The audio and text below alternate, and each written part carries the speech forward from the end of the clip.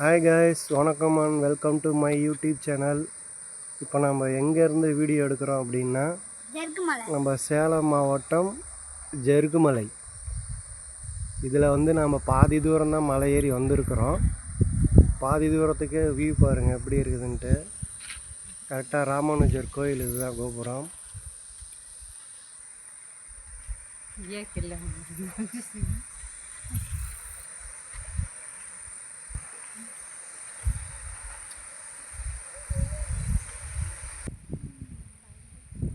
இதுதான் சேலம் மாவட்டத்தில் உள்ள ஜெருகுமலை.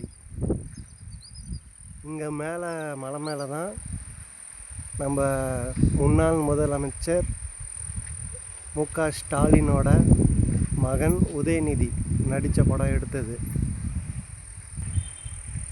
உதயநிதி வடிவேலு அவர்கள் நடித்த படம் மாமன்னன் படம் இங்கே தான் ஷூட்டிங் எடுத்தாங்க.